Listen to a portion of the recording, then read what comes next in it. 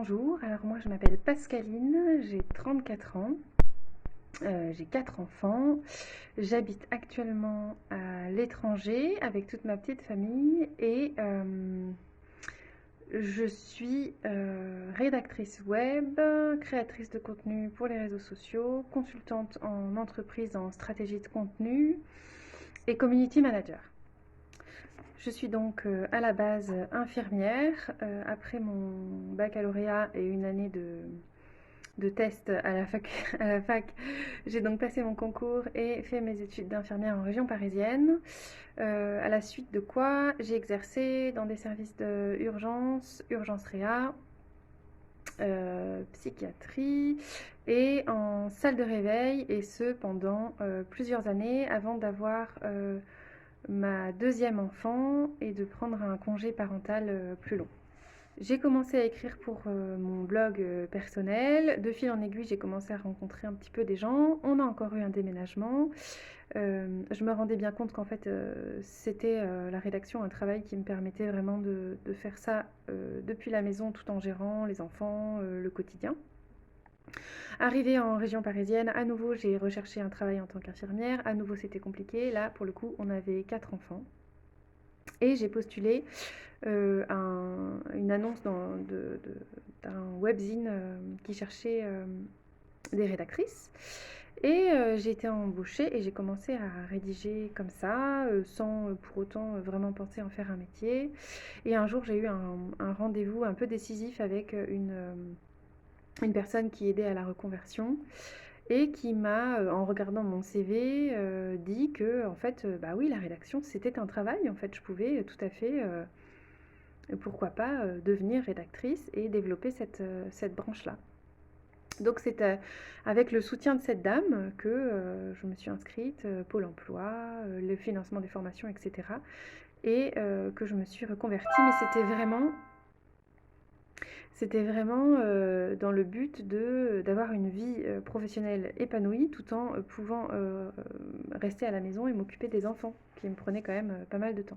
Je suis rédactrice web, community manager, je crée des contenus pour les réseaux sociaux, principalement Instagram, et je conseille des entreprises sur leur stratégie de contenu. Le tout en freelance. Donc dans un premier temps, j'ai suivi des formations chez Live Mentor, une première formation copywriting et une deuxième formation marketing digital parce que je voulais un peu élargir mon offre de service. J'ai aussi fait une formation avec Thomas Burbidge que je recommande à 50 000 % pour mettre en place mes offres, parce que je savais pas tellement, je pensais bien que la rédaction ça me suffirait pas à me nourrir moi, mais je savais pas tellement quoi proposer. Donc c'est les 3 principales formations que j'ai faites. Ensuite j'ai fait une formation avec l'agence Razin en vidéo, et je continue à me former au quotidien. Récemment, j'ai fait une super masterclass là, de 3 heures sur l'écriture. Enfin, voilà, pour moi, c'est très important de continuer à me former pour rester informée des nouveautés et puis continuer à me nourrir et à nourrir ma créativité. Alors, est-ce que le travail que je fais en freelance peut être fait en tant que salarié? Je pense absolument qu'on peut tout à fait bosser en tant que rédacteur web en étant salarié dans une autre boîte. Community manager, consultant, etc. Franchement, je sais pas. C'est quand même un travail qui demande beaucoup de temps. Alors après, on s'investit à la hauteur du temps qu'on veut y passer, bien sûr.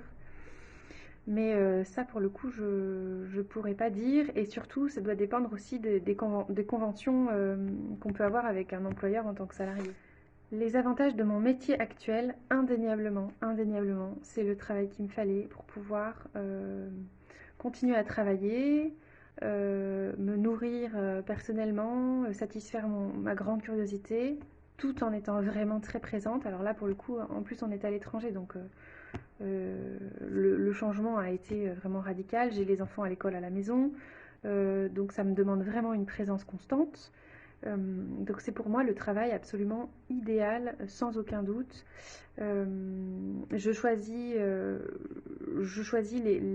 nombre de clients pour qui je veux travailler, et par conséquent ma dose de travail journalière, hebdomadaire, etc. Je m'organise absolument comme je veux. Je choisis mes horaires de travail. pour moi, c'est vraiment le job idéal dans ma situation. Les difficultés que j'ai rencontrées dans mon parcours de reconversion, alors à la base, je pense un grand syndrome de l'imposteur, puisque j'écrivais déjà pour différents webzines, tout en ne me sentant absolument pas légitime pour écrire, alors que je le faisais déjà, ce qui est quand même un comble.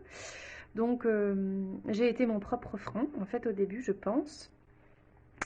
Ensuite, en tant que freelance, je dirais que la difficulté, c'est quand même de trouver des clients. Alors après, par la création de contenu et puis Instagram, etc., les choses, et le bouche à oreille, il faut bien dire, les choses arrivent.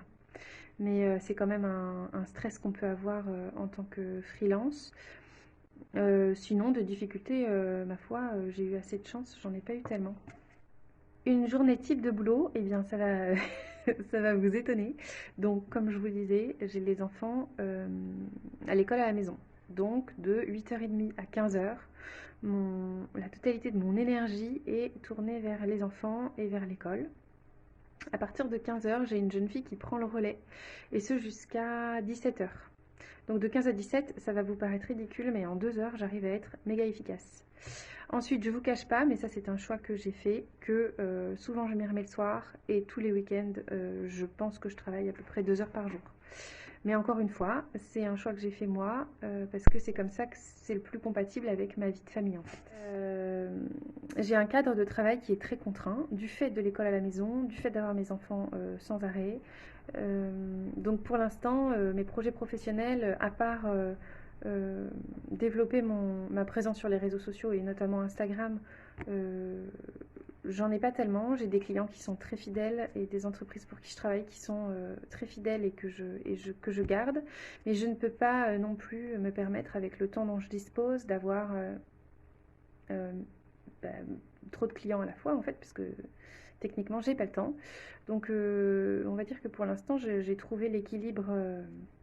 J'ai trouvé l'équilibre qui me convient. Et ben, on peut me trouver sur Instagram, Crazy Cocotte, et on peut me trouver sur mon blog www.crazycocotte.com. Merci beaucoup, belle journée.